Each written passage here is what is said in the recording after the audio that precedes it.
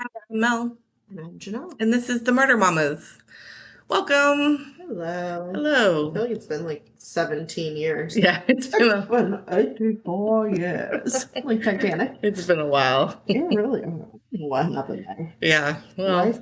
yeah, like yeah. All right, so today we're going to be talking about Capturing the Killer Nurse from Ooh, Netflix. Netflix. And this was really scary to me. It was extremely scary, but also I just want to say again that we are Yes. recounting the events that happened as they're presented in a documentary. Yes. If things are left out, misrepresented, that is the prerogative of the documentarian. Yes. Do you know more than I Oh, do okay. not I know. didn't research I'm just more after I'm this. just I'm just prefacing. Okay, yeah. Because there's not a lot of dates in the beginning. Right. So we're not going to mention dates in the beginning because they don't mention dates. Yeah. That's what I'm getting at. Okay. And you may know the date, and that's great, Yeah. listener. But we don't, because again, we're presenting things as they are presented to us. Yeah. But anyways, Yeah. I'm also realizing I spelled the word pretty strong on my notes right now. There's so many words that I spell wrong in my notes, and I'm like, I don't care. Yeah. Okay. All right, you start off. You always tell me to start, so now I want you to start. Okay. So this story starts where we're learning about three different people. We're learning about Charlie, Charles, Amy, and Donna. Yeah. And we're learning about how they work together, and we're hearing Donna and Amy speak about Charles and Charlie. Sorry. Yeah. I'm gonna refer to him as Charlie. Okay. And that they always worked together. They were such like a team, and like people called them the Three Musketeers. Yeah. And they're all I should mention what they do. They're all ICU nurses at Somerset Hospital in New Jersey. Yeah. All three of them. And this is March 2003. Okay. I did write a date down. So Yeah. So they're talking about, and they're giving us, they're saying how they loved Charlie and like he was a great nurse, and that if they ever had any questions, they'd go to Charlie, and that he knew so much about like specific medications on like, so if they ever had a question on what does it do, what's its shelf life, whatever they had, does it mix with this drug, they would go ask Charlie because he knew all the answers. okay, you know what's crazy to me? As I was watching that, my sister's a nurse, by the way. Oh, really? But, yeah. I didn't know that. As I was watching this, I was like, it's wild to me that nurses are spending so much time like knowing about the medications that are Yeah. being. I've never even considered that they would have that sort of like knowledge basis. They're basically Because- doctors. Well, because the doctors are ordering the medications, right? Right. And then the pharmacists are filling like those medications. Yeah. Or I would assume like a pharmacist is involved somewhere. Yeah. But like nurses catch a lot of mistakes doctors make. Yeah. And I'm like, whoa, Yeah, they know a lot. that's wild. Yeah. Like how I've never been to the hospital except for having babies. Like Yeah. I've never had to, I don't know. It just like didn't occur to A me. nurse delivered Avery because my doctor couldn't get there in time. And so she which she was very Well, capable, yeah. more than capable of doing, and she probably has done it a lot, but like she was holding it, and then my doctor comes in and he's like, I'll take over. And I'm like, you weren't even here, dude. Let her do it. I'm sure they still build your insurance as Oh, yeah, doctor the going, right? doctor, yeah. Of course, right? All right. Anyways, I just thought that was so interesting. Like Yeah. it just had never occurred to me Yeah, because I don't work in the medical field. right. Okay. You want me to continue? Yeah. Okay. So then we learn about a priest named Florian. Father Gall is what he was called. Yeah. Well, they also called him Reverend. They called Gall. him Reverend for that. They said Father to begin with. And then Reverend, and so that was confusing, but I put Father because I put Father too because that was the first and then thing. I changed was it to Reverend because they started saying Reverend. I So don't think they knew what they were talking about. again, I am presenting the information as it is presented to me. I got that as well. Huh. So we're hearing from his sister. Yeah. And she's telling us that he she's talking about who he was. He always wanted to be a priest. And then she tells us that he calls her at like 2 a.m. saying, like, I'm having trouble breathing. Yeah. And she was like, all right, I'll meet you at the hospital. Like, let's go to Somerset. Yeah. So they do.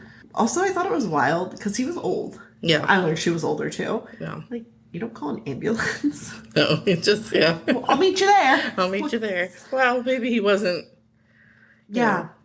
So then he starts deteriorating in the ER and they do like an intubation. Mm-hmm. So he's in the hospital for a while. Yeah. And that's another thing to mention too. Like, people generally, I think, not a doctor or a nurse or any kind of healthcare professional, but I think people spend more time in the ICU because they have more complex. Sure. Like, there's patients there who are in comas, who are there for like months on end. Yeah. And then there's people who are there less time. Right.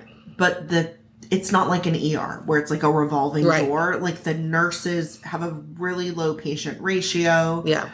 Because they need such intensive care. Mm-hmm. So anyways, so they knew Dr. Gall. Right. Because he was there for some time. Yeah. And Amy's talking about how his sister was like always by his side. Mm-hmm. She never left. No. And then he started to improve with the intubation. Mm-hmm. And she's like, the sister's like, okay, like, I'm going to go home now. You're going to be fine. Yeah, I think the nurses told her, like, go. Yeah, like, he's get out stable. of here. It's okay. Like, he's getting more stable. He had even been moved to, like, the critical care unit area of the ICU, the CCU. I was like, I have that right now. I'm like, what is CC? Critical care. Okay. I think. Probably. Yeah, it makes sense. Like, it makes sense, yeah. So then he gets moved to, like, this step-down area. Yeah. And then codes. Yeah. And so Amy says she's shocked that he's coded and died because he was doing better. Yeah. So following Father Gall's, Reverend Father Florian, Bishop. Also, I'm not religious, so I don't know what sort of I don't know either. What sort of weight those terms hold. I don't know. So a nurse, I can't remember her name now. I think it was Nancy, calls New Jersey Poison Control asking about toxicity from digoxin, which is a medication delivered for heart failure. Yeah. So at this point, we're hearing from Bruce. Yeah. I like Bruce. Who works at New Jersey Poison Control. Yeah. And you're hearing a recording of the phone call where Nancy's like, hey, like, this weird thing keeps happening. Like, what would happen if, like, a patient wasn't given digoxin, but, like, would it stay in their blood for a long time? Right. Because we had this one patient who, like, died, and that was probably the reason why, but he hadn't been dosed it for a long time. So they're, like, discussing that. And then Bruce is like, oh, that's kind of strange. Like, anything else going on over there? And she's like, well, off the record, we have had 2 patients that were like, that went hypoglycemic and they were like, we're kind of panicking because, like, why is that happening to someone who's not diabetic? Right. Like, what's going on? Yeah. And Poison Control, you can hear him. He's like, this is like a police thing. Yeah. Like, you guys got some shit going on you there. Need to you need to call the police. Yeah. And she's like, okay, bye. Click. Yeah. Like, bye. Like, I'm just a nurse. And hangs up the phone. Right. So 2 days later, Bruce from Poison Control calls back. Yeah. And he's like, hey, what's going on over there? Like, did you guys call the police? And you don't know who he's talking to. Like, it just says hospital worker. Yeah. And it's a male. And that person is like, oh, admin took over this investigation. Like, they're working with lawyers and I'm not supposed to talk to anyone. Yeah. So he's like, oh, so, like, you guys are not involving the police? And the guy goes, I think I already said too much. Click. Yeah. Okay. Sketchy. Yeah. Yeah. So then nothing happens. For 3 months. For 3 months. Yeah. I'm so proud of you. Look at you knowing the timeline. So 3 months later, on Friday, October 3rd, I didn't have Friday written down. I did have October 3rd. It's what it said. It said Friday, October 3rd. Yes. We get introduced to Tim Braun, Mm-hmm. and he is the commander of major crimes Yeah. for this county. Yeah. And the county prosecutor calls him about a death at Somerset Hospital. Yeah. And he's like, oh, okay. And so then they assign the on-call detective, Danny Baldwin, to the case. And Danny's like a newer guy. Yeah. So he says that he felt a lot of pressure to like perform because he was newer. From there, Tim and Danny are forced into a meeting. They say they were invited, but really it was like told that they were going to have this meeting with some high-ranking executives of Somerset Medical Center and their counsel. Yeah. In In this meeting was Mary Lund, and she becomes important. Yeah. And she is the director of risk management. She says, I will be the point of contact with the hospital for this case. They say that there's been 2 incidents with low glucose, which is like the hyperglycemia. Yeah. And then there's been 2 incidents with patients who have died who had that high level of digoxin. Which I think they said that they used quite a lot. So Digoxin? Like, digoxin, yeah. So like it's weird that these people are dying because They know how to administer they know what it is. Correct. They know the dosage, they know the drug, they know so that's a weird thing that people are dying from that. Yeah. So at this meeting, Tim and Danny, the detectives, they're like, hey, can we get what you guys have found from your internal investigation of this? And so then the next day, Danny receives 2 attorney letters, like single-page letters from an attorney, which is really not an investigation, right? It's like a printout of like, we did our thing and there's nothing wrong. Right. So they receive that and they get them from Mary. And again, it's just like such total bullshit. But one of the letters mentions Charlie. Yes.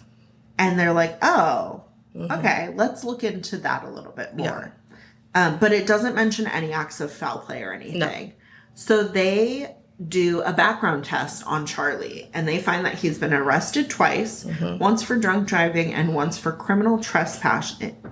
Trespassing. Trespassing. In the 1980s. Which isn't like, I don't think anything to like, okay, whatever. I think that, I believe, let me put it that way, because I could be wrong. I believe that if you get a DUI, like your nursing license gets But this was before suspended. he was That's what I'm saying. So like, I think this was even before he was a nurse. I'm saying like, that's not a big deal. That's what I was trying to point out. Yeah, that's what I think before. I don't know about after though. Yeah. But, yeah. That's what I meant. Like, I don't think those 2 charges are like that. Like, oh, he's a killer, you know? Yes. They wouldn't, like, be a huge red flag. Right. I get what you're saying. Yeah. So, with this information, though, Detective Braun doing the most, which is, like, honestly kind of surprising. Yeah. Because normally I feel like we've spent so long talking about how the police are such trash bags. And I'm like, wow, these 2 are the realest. Yeah. Detective Braun calls Palmer County, which I'm assuming is in New Jersey. Yeah. For more info on Charlie's arrest back in the 80s. Yeah. It's like very serendipitous what happened. And on the file of like the actual physical paper file for Charlie, there's a, what did he call it? A sticky tack? A sticky tack. Yeah, I was like, post-it note? Sticky tack. Totally different word, yeah. There's a post-it note on the file with information of a Pennsylvania state police, who had requested like the same exact information on Charlie just a few months prior. Yeah.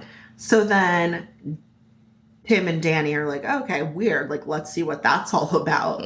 And so Danny contacts Pennsylvania State Police Trooper Egan, was his last name, who states that he was doing an investigation on Charlie regarding stockpiling of medication at St. Luke's Hospital in Bethlehem, Pennsylvania. That's pretty bad, is it not? You can't stockpile medication. Yeah. I mean, that's a huge no-no, I would think, in a hospital.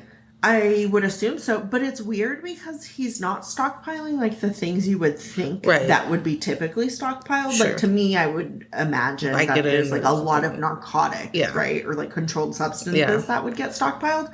But he's stockpiling like insulin and digoxin and like paralytics. But things that could potentially kill Correct. people. So, like, But I think because he's not doing those like more like commonly traced right. drugs, he's flying under the Under the radar. radar, Yeah. sort of. But then as we get further into this, we learn that he's really not flying under the No. radar, which I don't want to like Yeah. spoil yet. So then the detectives begin investigating Charlie. Like he's a full-on suspect at this point. Yeah. He's still working at the hospital. He is actively working there Yeah. as a full-time employee. But they start talking with his family, and I thought this section was really interesting because the detectives are talking about it, and they're saying how he appears to be like a good father and family man. But then in the next breath, he also says that everyone they talked to weren't very surprised that he was being investigated. Right. And I'm like, how do those two Yeah. sentences coexist? Right? Like, Right. Was he married? I didn't catch that. I They think just he said might about have his been kids. divorced. They Okay. only, I mean, okay, I'm Yeah. speaking out of turn. They never mentioned a spouse. They only No. mentioned that he had kids. Yeah. Okay. But I'm like, that Yeah, those two don't go together. if someone reached out to me and was like, "Hi, I'm investigating your husband," I'd be like, "What? For what?" Like, I would feel really shocked. Right. So I find, Them not being that way is, like, to me, just very interesting. Yeah. Did you catch that as well? yeah. I noticed that and I was like, who does that get? He's like a down to earth family man, but also no one was surprised. I'm like, oh, okay. Okay. Not sure how those go together. So then we are on day 9 of the investigation. Yes. Do you want to start talking? Because I feel like I'm taking over. No, and I you don't can- want to take over. I don't have very good notes. Okay. I just have like one word underneath each one, and I don't know. Get out of here. I don't even know what's going on. Get out of here. Okay. So we're on day 9 of the investigation, and Danny and Tim, and that's what I'm calling them, by the way. I'm not calling them detectives anymore. If you don't remember their names, that's a you problem, not a me problem. I'm Feisty. I know, I'm feisty today. Danny and Tim are working on putting together a timeline of Charlie's career. Yeah. Somehow they get a hold of his resume. I can't remember exactly how they said, but Danny gets a hold of it. Yeah. So they're like, okay, he's worked at 9 hospitals and 1 nursing home Yeah. in 16 years. I'm like, that's a lot of moving. That's what I thought too. But then they mentioned that ICU nurses don't stay around that long. Like they move around from hospital to hospital. Like I don't know if all of them do that, but they said a majority of them are like they move around all the time. And I was like, that's weird. I think they were more so, when I heard that part, I thought they were more so talking about like people who choose to like travel nurse. Oh, travel. And, Okay. like, Okay. That makes sense. There's just like a lot of staffing changes and Yeah. like temp staffing and things like that, and like per diem employees. Yeah. And like Okay. movement in that sense, not that they change hospitals. Okay. Yeah. Regularly. Right. Yeah. Because to me, I feel like that's, I don't know, that seems like a lot. It seems like a lot of hospitals to work at. And a nursing home, right? And a So, nursing like, home. Yeah. on average, how long is he there? A year and a half? Like, Yeah. to me, whenever, like, I've reviewed people's resumes, and whenever I see someone who, like, hops jobs like that, I'm like, No. that's sketchy. That goes to in me. a no. Yeah. Yeah. Well, I don't get to say no to people. I was a recruiter, so I'm like, nope. Yeah. Nope. Okay, so they're putting together this timeline. And then they also, like, pretty casually mention that Charlie was known to, like, abuse his family pets. Yeah. And I was like, what? Yeah. Just Wait, out of didn't nowhere. you just tell me he was, like, a family man? Right. I'm so confused. Yeah. Abuse the dogs and poison. Poison one. Yes. Not So cool. they received a tip for an incident at Warren Hospital. And they went to the county prosecutor for like the details of that case. Yeah. And that case was about a woman we're listening to her niece speak, and her niece talks so fondly of her Mm-hmm. aunt and her cousin. Mm-hmm.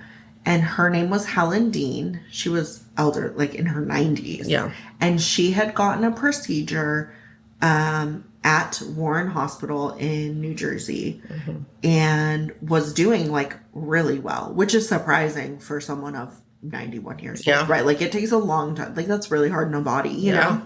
know? Her son Larry, like we're hearing that Larry is like he's never married. His Yeah. mom is his whole life. Yeah. I'm also like, but Failure to launch. I wasn't gonna be mean about it. So Larry's with her, and she's about to be transferred to like what I mean. They said the name of the place, but to me it was like a rehab facility. Yeah, I think it is. Yeah. I didn't write the name down. I just wrote rehab center because I don't think I could spell the name of what they said.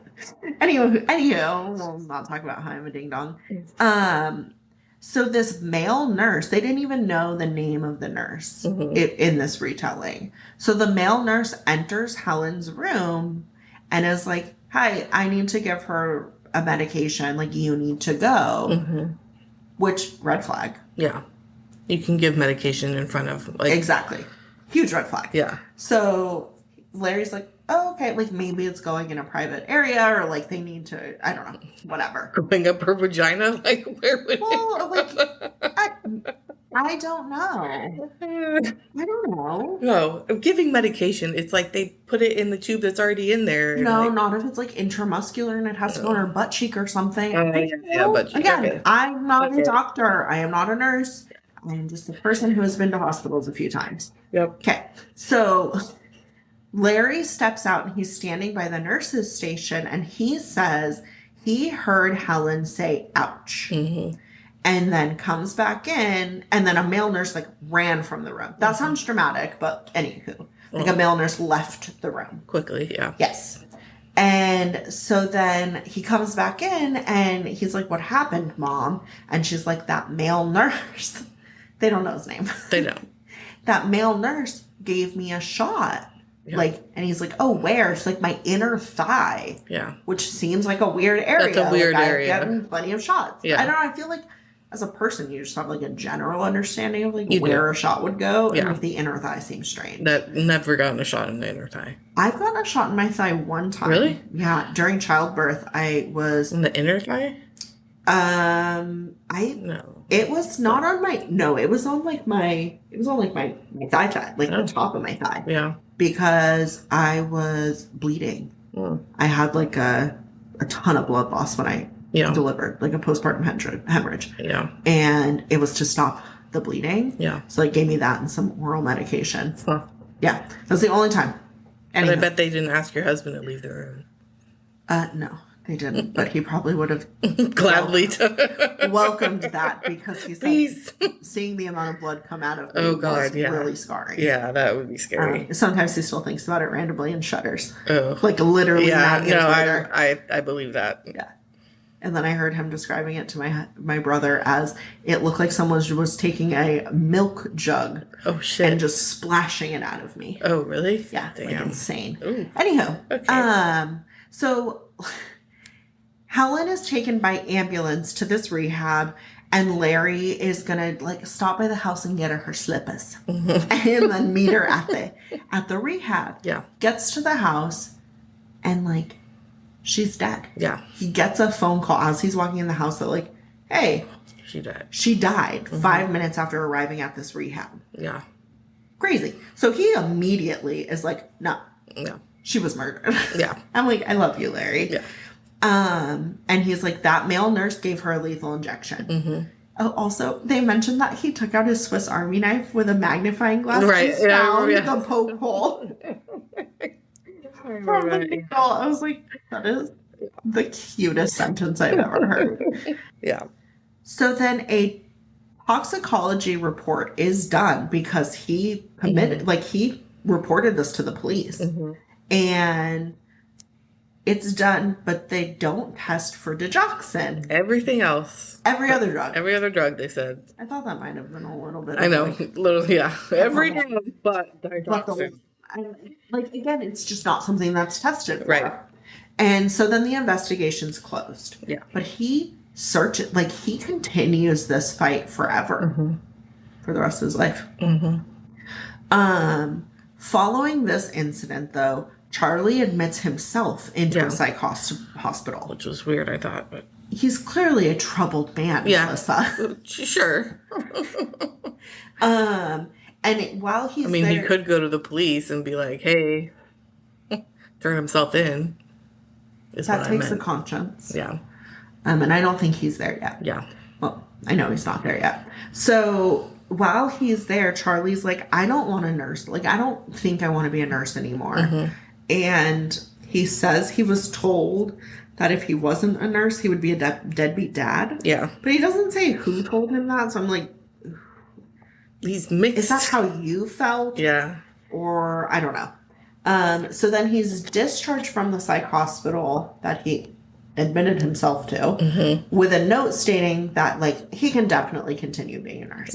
No problems. We also learn a little bit. I don't think I took notes on it, but we, at some point, I think it was during this, we learned a little bit about, like, his trauma and, like, his mom passing away and, like, how traumatic that was for him. And I thought it was very strange that he called his mom mother. I think that's really weird when people call their parent mother or father. Yeah. It's very formal and it's, like, very... I don't know. It's a me thing for sure, but I'm like, it's fucking weird. Yeah. It's your mom. Yeah. Like... Okay. And then we are on investigation day 17. My notes just aren't as good as yours. The detectives are tying together enough evidence to make an arrest, but Charlie is still working. So, like, they feel a lot of pressure because they're like, shit, like, if we don't stop him, he's going to kill someone else. How many more are going to die? Exactly. Yeah. They're confident that he's killed. And so they're like, okay, like, we have to stop him. We have to be able to stop. And Amy and Donna begin noticing that lab results are, like, totally all over the place and skewed. And then Amy can hear other nurses calling with strained blood work. Yeah. So it's like, what the fuck is going on? They think something's going on in the lab. Like, they're not doing their job. They're messing up. All these things. Yeah. And this is the time when they would, like, go to Charlie for help. They'd be like, hey, is this, like, weird thing? How do we counteract this? Blah, blah, blah. And then you hear a little snippet of Charlie saying, like, this is obviously later in the interviews where Charlie says, I used digoxin because it would work. Yeah. And it would take hours to work. Yeah. So it would, like, give him enough time to get away. But the detectives are still working to build their case. Yeah. So Danny visits Mary Lund, who is the director of compliance at the hospital, to request more documents, but there's none available. Yeah. She's like, nope, got nothing. Sorry. Right. And then Warren Hospital, where Helen was, also is a dead end because those documents were destroyed. Like, it had happened so long ago that the statute of limitations on, like, record keeping was done. They're desperate for a breakthrough. So they look to, like, get some outside help. And then on day 20 of the investigation, they call our bestie, Bruce, at Poison Control. And I love that it's, like, either one, the tiniest poison control ever, or, like, what is the coincidence that Bruce is the person who answers both times? Bruce is the only one that works there. Bruce and Dr. Marcus? It's Bruce and then the other guy. Dr. Marcus? Yeah. That's it. Bruce takes the phone calls and then asks the doctor. Yeah, I'm like, I'm sure there has to be someone else working at Poison Control, but, like, what are the odds that it's Bruce both times, you know? So the detectives call Poison Control. Bruce answers the phone, and they're asking these questions about, like, digoxin and toxicity and, like, very leading questions to what we've already discussed. And Bruce goes, are you guys calling about Somerset? Yeah.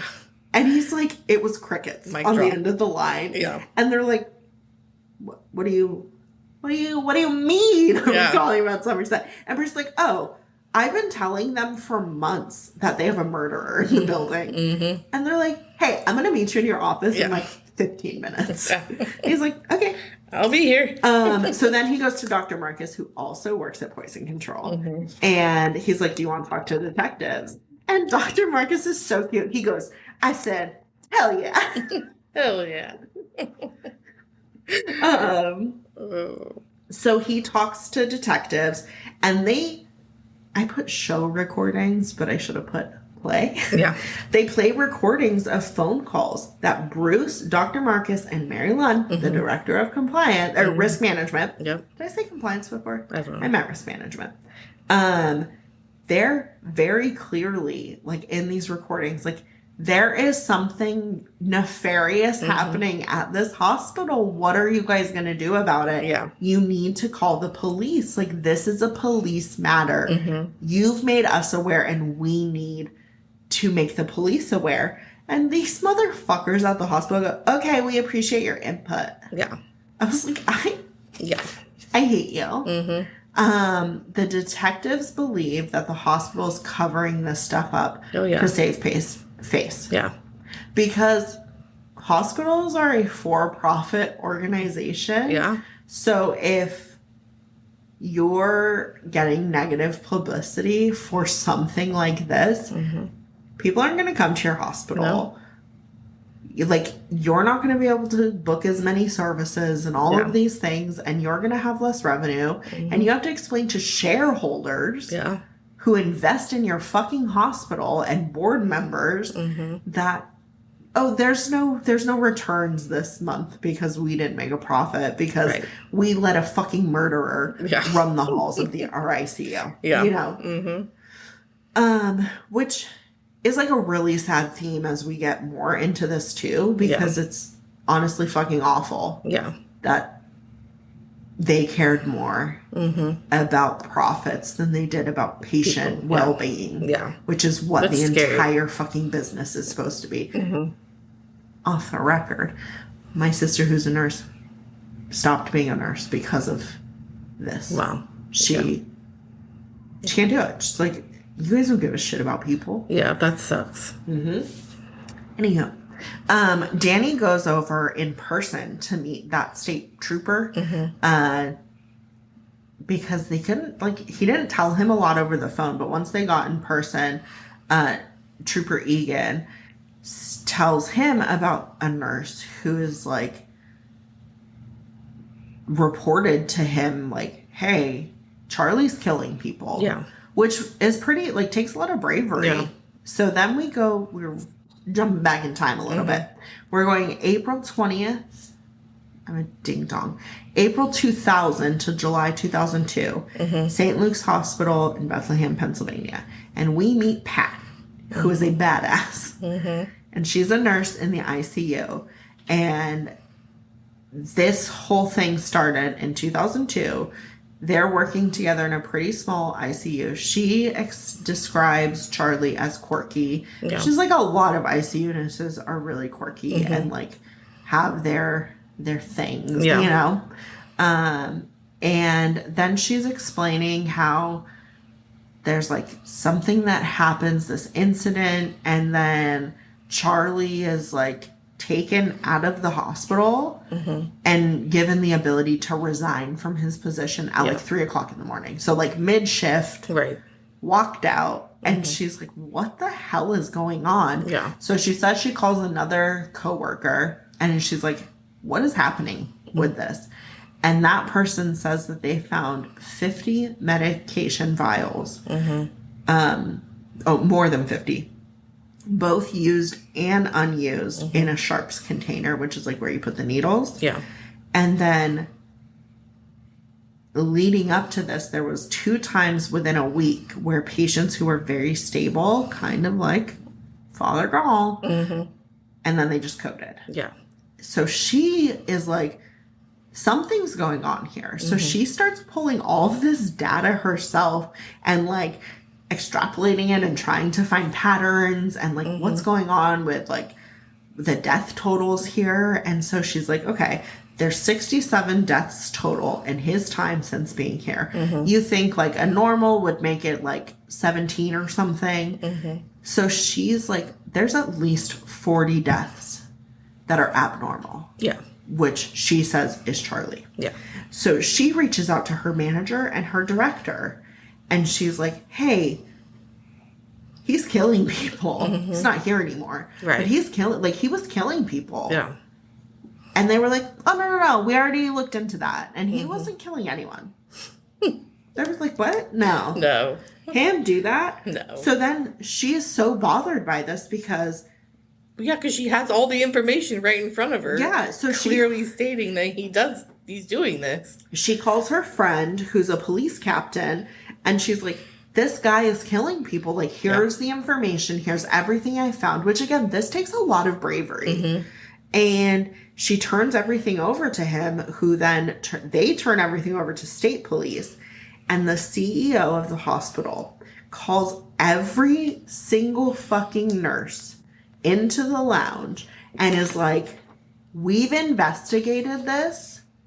Stop doing this. Yeah. Like, stop talking to anyone. Let this die. Yeah. And she thinks it's because they were trying to build, like, a new campus. Yeah.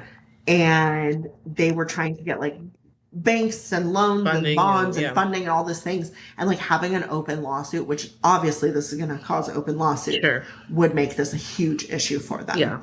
They claim that that's not true, but, like, I'm not sure I believe you. So that's, and then so the investigation there and everywhere else stopped due to a lack of, like, hard evidence. There's no crime scenes that are not being, because they don't think they're crime scenes. Like, people die in hospitals literally all the time, you know? So, like, nothing's being preserved. The needles aren't being preserved. No. Like, you're not testing the vials to check that it's the same. Like, none of that's happening. Yeah. And these sorts of incidents follow Charlie every single place he works. So then Danny is like, let's try and pull data. Like, let's find data. How do we find that sort of data? And then he's like, okay, let's look at the Pyxis, which is like the medication vending machine. Dispenser. Yeah. I guess it's a dispenser, not a vending machine. But I'll take one of these. C4. So he's like, we'll call them withdrawals log, if that's what they call them. Yeah. So he goes to Mary Lund and he's like, hey, can I get Charlie's, like, Pyxis records for the entire time he's worked here? Yeah. And she's like, oh, I'm so sorry. Those actually only go back 30 days, so I don't have that information anymore. Yeah. Oopsie. Sorry. And they're like, well, that's fucking weird. Like, why would there be, like, this isn't a security camera? You know, like, you would need this hard data forever. Yeah. So Tim, the other detective, people might have forgot who he is, he calls the manufacturer and he's like, hey, how much data can we, like, pull? Can we pull a report that goes back? And they're like, oh yeah, you should be able to get any information you need. Right. And so then they go back to Mary Lund and they're like, Danny goes and he says, so I know that you can give me all the information and either you print that and give me that today, or I'm going to have the FBI come pick up that machine and we're going to have their forensic team and they're going to do a forensic investigation on it. And so he says Mary picks up the phone, makes a few phone calls, and then magically they were able to get all the information that they had previously requested. Yep. What a shady bitch. Yeah. I love that they were, like, playing hardball with her too. Yeah. The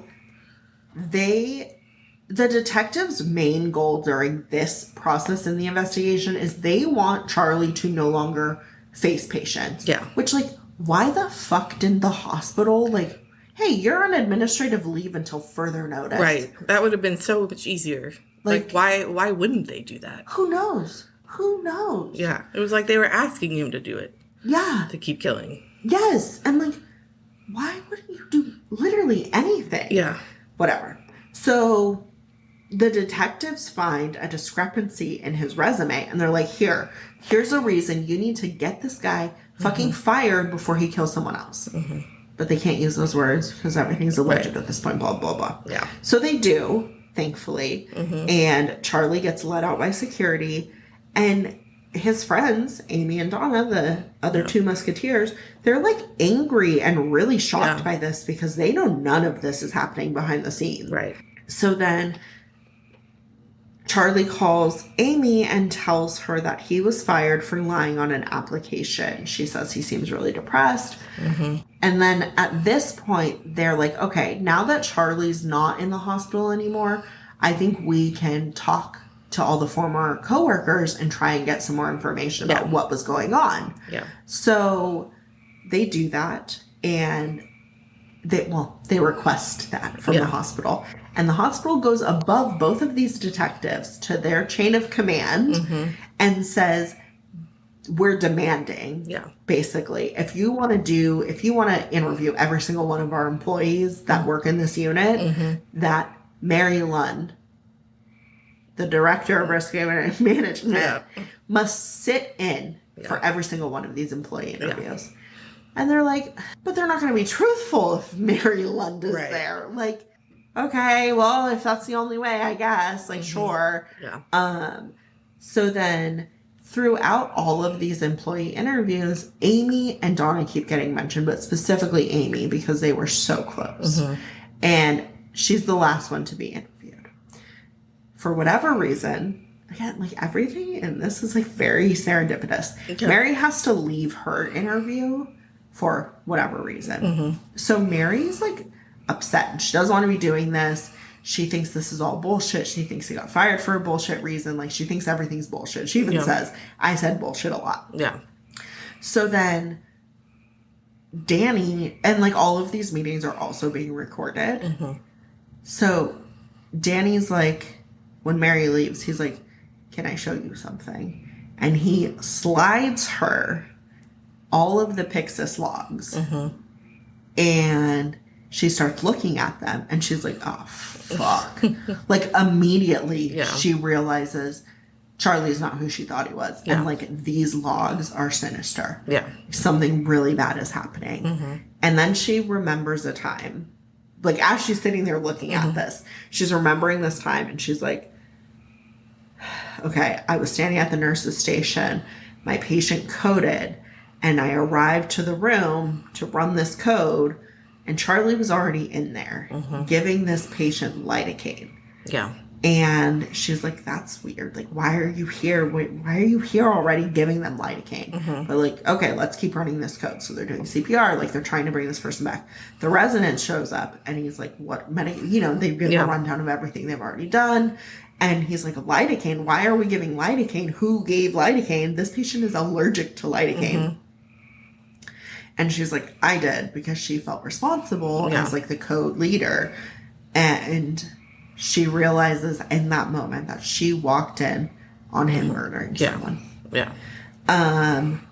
So Danny sees this, like, shift in her, and he mouths the words to her, will you help me? Yeah. And then we are on investigation day 48. So this is like a day or so after Amy's interview, and the detectives go to her house. They ask her to look at, first they ask if she'll help them, and she's like, yes. Well, maybe. She's like, I don't know, because this is risking my job. This is risking my career. I have, like, health conditions. If I don't have health insurance, I can't get treatment for these health conditions. She has major health problems. Oh, yeah. Yeah. Major. Like, she needs health insurance. Yes. So they ask her, like, what do you see in these printouts? Like, because she refers to it, which just makes sense. Like, she can speak the language, like, the medical language that they don't necessarily understand fully. Yeah. And so what she finds in those printouts... I just want to make sure that I was not skipping a page. What she finds in those printouts is that he would go in under a patient's name, and he would take this digoxin, and then he would cancel that medication, like, over and over again. Yeah. And that's how he was stockpiling his med of choice. So while the detectives are at her house, Mary Lund calls her at home. And we know who Mary Lund is, right? Yeah. Well, who is she? The risk management. The director of risk management? The director of risk management. I love how they said it so many times. That's why I keep saying it, because they said Mary Lund, the director of risk management. Yeah. Like, every single time they introduced her, and I thought it was pretty funny. So she calls Amy at home, and Amy's like, oh, fuck. Like, why is Mary Lunn calling me at home? Right. And she's questioning Amy, like, hey, did you talk to the detectives anymore after I left? Or, like, you know, it's in your best interest. It's in everyone's best interest that you don't do that. Basically, like, scaring her from doing the right thing. Right. So then I thought this was kind of weird. I don't know why she included this. But Amy's like, before I can help the police, I need to talk to my daughter. Oh, like, yeah. Why are you telling your daughter about an 11-year-old or an 11-year-old about, like, someone who's murdering many people? Right. And, like, whether or not you can talk to the police. Right. Like, to me, that is a grown-up conversation For and sure. a grown-up decision. Oh, yes. And for sure. I thought that was... I'm not saying what she did was wrong. Yeah. I personally would not talk to my 11-year-old about that choice. I wouldn't either. But I think her point was that her 11-year-old was like, well, if it'll stop him from hurting other people, then we have to. And so she was trying to say that, like, an 11-year-old has more ethical understanding than Mary Lund, the director of Risk Management. So then we're on day 50 of the investigation, and Amy at this point has allowed the detectives to record conversations, like phone combos written down, and that's why I was confused. With Charlie. Amy's rule for them, though, was like she has to be able to maintain the previous relationship we have with Charlie. Okay. Yeah. I don't think I care. No. She finds out that Charlie is actively searching for work as a nurse. And you can hear in a, like, Charlie's own voice recording, I'm assuming from an interview, where he says that he knew it would happen again. Like, if he got hired, he knew he would kill again. And Amy says she feels like a part of the investigation team. Like, she's meeting them, she's helping them translate these, like, medical jargon. And then she asks about Cerner, and they're like, who is Cerner? And she's like, it's not who is Cerner, it's what is Cerner. And Cerner is, like, the, I don't know, something, database of, like, patient records. Right. And she's like, oh, you guys need Cerner so you can have these patient records. And they're like, well, we can't get that shit. And she's like, watch me. So then she starts printing off all of these records, like reams of paper at a time, which, again, could make her lose her job. Oh, yeah, for sure. And the investigators, I feel like at this point, they're like, you know what? We're not going to be able to get this other stuff, like this super old stuff. We're not going to be able to find things on those. Let's focus on one that we think we can get enough proof. And we'll at least be able to stop him by getting one. Which is smart. So they choose Reverend Gall, Father Reverend Priest. And they approach his sister and they request to exhume his body. And she says, quote unquote, my brother spent his whole life helping people. Now he is even in his death. So she said, yes, like, of course you can exhume him if it's what needs to be done. So they test him specifically for digoxin. And guess what? What? His level was, like, super high. Oh, my God. And they changed the cause of death to homicide. So now we're on day 60 of the investigation. And Charlie calls Amy so excited because he's gotten another job. As a nurse. Slow blinks, WTF. So Amy immediately calls Tim and is like, hey, Tim, just FYI, Charlie got a new job as a nurse at blah, blah, blah. And they're like, okay, fuck. Like, we need to get this motherfucker now. And oh my God. The detectives ask Amy to meet Charlie while wearing a wire. And she is, like, so nervous. She's like, I'm sure he's going to know. And this is, like, she also says it's the first time in all the time they've known each other that they've ever hugged was this time. And she was so scared that he was going to feel, like, the wire on her. So in this like meeting at a restaurant, you hear some of the audio, but honestly, it's pretty shitty. Yeah. You can like barely hear it. Amy confronts him though, just like she comes out about it, and she's like, "I'm not stupid. Like, what happened with Father Gall?" Yeah. And he's like, he doesn't admit to anything, which was the goal, was to get him to confess. But she says that his like posture changes, his everything about him sort of changes, and that she felt like the Charlie she knew was gone and it was replaced with an emptiness. Yeah. And he said, "I want to go down fighting." Which is ominous. Yeah, it is.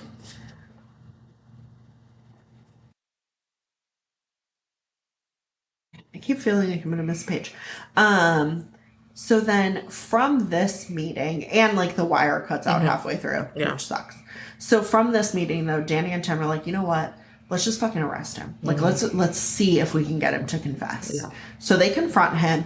They ask him to take a ride, and then they arrest him for the murder of Reverend Gall. While they're trying to question him, Charlie like completely shuts down. They say he like pulled his knees up to his chest. He's basically in like a sitting fetal position, and he would not talk. Yeah. They said they felt like they could see him like wanting to, but just something in his brain would not let him. So he doesn't. And they had to like let him go. Like that's what they were going towards. And they're like, no, hold on. Let's call Amy. Yeah. And like, let's see if he'll talk to Amy. Yeah. So they do.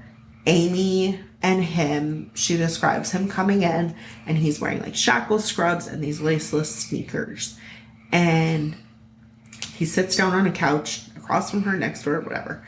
And they begin talking like friends, like old friends, like they had been friends forever. And she says she feels an immense amount of guilt, like she's betraying her friend. Yeah. But she knows she's doing the right thing. Yeah. So they begin talking, and Amy talks about a lot here too, how she really felt like it was her job to defend the vulnerable people that Charlie killed, because again, like these are people who are sometimes tied down because when they're like in comas, they can rip their tubes out and all that. Well, not a coma, but like as they're waking up from intubation, they can rip shit out. So they're like not people who could ever defend themselves. Right. And she sort of reframes when she's talking to Charlie, and she kind of like reframes it, and she's like, hey, I'm being implicated for these things because of my association with you. Can you be my hero? Can you save me? Yeah. And can you tell me how you killed Father Gall? Yeah. And he admits at that point, he said he did it with digoxin. And Amy leaves. They pull him back into like the other interview room, like the typical one with the chairs and two tables, you know? Well, table and chairs. Yeah. They pull him in there, and he agrees to talk to the police, and at which point he provides his confession. He says that he felt like he was ending suffering, and when he killed Father Gall specifically, he was relieved with his choice to do that. He also states he would go long periods with no murders, and like it would build up and it would build up and it would build up, and he would have to do it again. I'm like, wow, like a psychopath. Yeah. He's sobbing during the confession, which actually does seem genuine. Yeah. He admits to contaminating IV fluid bags with insulin, which kills people. It's bad. Yeah. And Amy is watching him do his confession. Like, I guess she can hear it, and she was reliving times where she was administering these IV fluids. Like, she was delivering him these people who were going to be murdered. Yeah. And she feels sick about it. Yeah. I can't imagine. So, also, like, he tries to say that he was, like, a mercy killer, you know, like Dr. Death or whatever. But we're talking, like, they're saying here, like, Charlie's not killing patients who were suffering. Like, this is not, like, 95-year-olds who are done. Or done, Like, so there was one guy who was 21. Yeah. I was shocked with all the victim statements, like how young these people were. I'm Yeah. like, oh my God. But he's choosing people who are like recovering, Yeah. ready to get discharged. Yeah. It's very strange. And then Pat comes back. We haven't talked to her in a while. And she's talking about how he used to use this drug Zirconium, which is a paralytic. Yeah. So these people would be alert, awake, unable to move, breathe, blink, do anything as they slowly died. Yeah. That's horrific. That is torture. Yes. Like, that's not, I'm putting you out of your misery. No, not at all. I'm making you suffer. Yeah. Charlie admits at this point to the police that he may have been involved in 30 to 40 murders. He's not sure. They bring him to court for like that sentencing hearing or whatever, you know, like that first one. Yeah. And he's like, I don't want representation. I'm pleading guilty. Like, I don't want to have a trial. I'm not pleading not guilty. I don't want to do any of that. Yeah. Which, he's a piece of shit. Yeah. And killed a lot of people. Yeah. But at least he's not fighting it, you know? Yeah, I guess. Then this part of the documentary is like just listening to all of these victim impact statements as these families of the victims are delivering horrifically horrible, like how much they're missing their loved ones. Sure.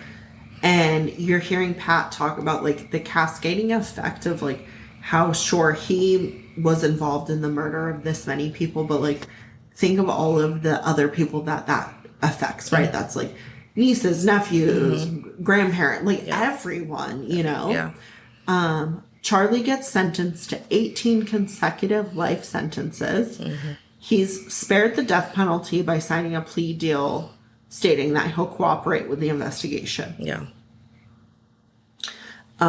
Charlie says that many hospitals suspected him of deaths, but they swept it under the rug to avoid the negative publicity. Horrific.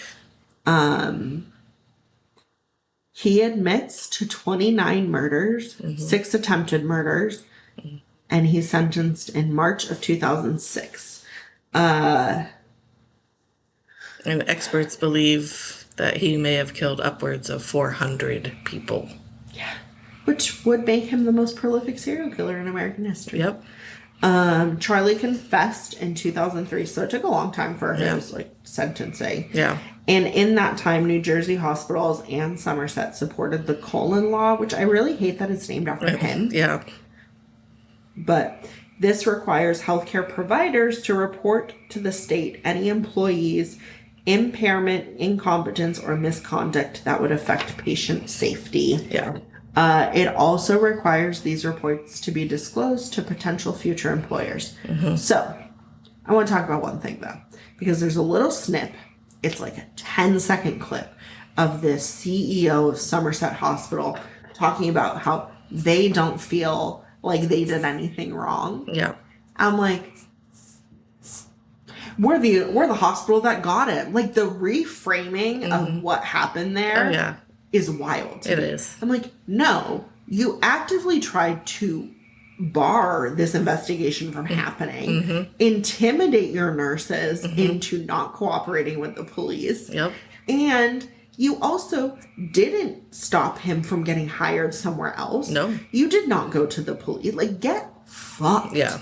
It was really infuriating to me. It is. And the detectives say one thing that I thought was really pointed. They're like, or it might have not been the detectives. I think it was like an investigative journalist or someone. Yeah. It was like the man talking at the end in the bar. Yeah. I don't even remember it saying who he was. Some dude. Yeah. Joe Schmo off the street. What do you feel about? I fucking hate it. No, but he says he didn't fly under the radar. No, he didn't. Everyone knew. Yeah. They just didn't. He was out in the open. Yeah. They didn't do what was best for patients. They did what was best for for-profit medical facilities. Yeah. Which was make this shut up and go away. Yeah.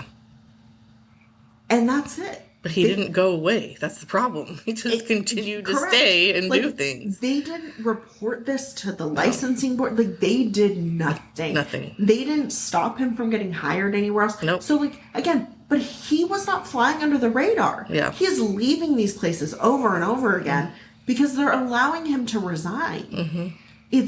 They're firing him for these minor things like a resume. Yeah. That's something that you can explain. Right. Like, it's just wild to me, and I thought that was a really good call out. Yeah. That from that random man Yeah. off the street. So that was it. That was it. Bye. Bye.